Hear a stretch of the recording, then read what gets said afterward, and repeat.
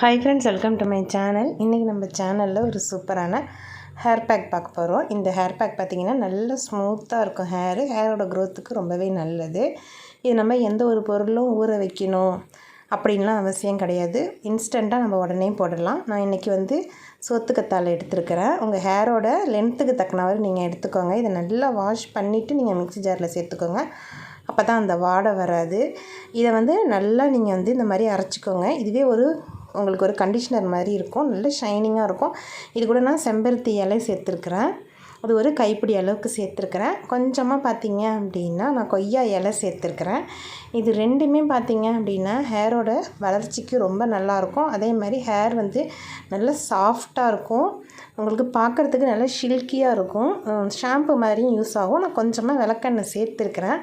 ஒருவேளை உங்களுக்கு நல்ல கோல்டு அதிகமாக இருக்குது அப்படின்னா கொஞ்சம் அவாய்ட் பண்ணிக்கோங்க. இது நம்ம அரைச்சிட்டு வந்ததுக்கப்புறமா சாதம் வடித்த கஞ்சி இருந்துச்சு அப்படின்னா சேர்த்துக்கோங்க.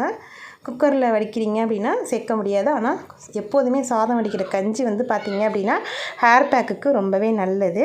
இப்போ இந்த நம்ம சாதம் வடித்த கஞ்சியில் நம்ம அரைச்சி வச்சுருந்தோம் இல்லையா, அதை சேர்த்துக்கிறோம். சேர்த்துட்டு இதை நல்லா மிக்ஸ் பண்ணிக்கோங்க.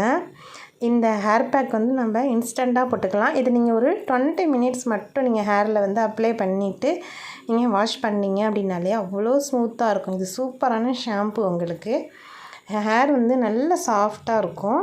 ஹேரில் ஃபுல்லாக நீங்கள் இதை அப்ளை பண்ணணும். நான் ஃபுல்லாக அப்ளை பண்ணியிருக்கிறேன். அப்ளை பண்ணும்போது இந்த மாதிரி நம்ம மசாஜ் பண்ணணும்.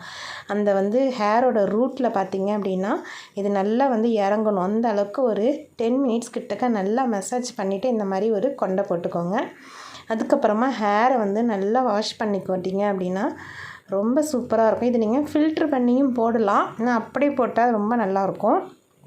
காஞ்சதுக்கு அப்புறமா பார்த்திங்க அப்படின்னா இது எல்லாமே கொட்டிடும். இது மறாத நாள் நான் நல்லா காஞ்சதுக்கப்புறம் காட்டியிருக்கிறேன். கண்டிப்பாக உங்களுக்கு யூஸ்ஃபுல்லாக இருக்கும். நம்ம சேனல் வீடியோஸ் பிடிச்சிருக்கு அப்படின்னா லைக் பண்ணுங்கள், சப்ஸ்கிரைப் பண்ணுங்கள். தேங்க்ஸ் ஃபார் வாட்சிங்.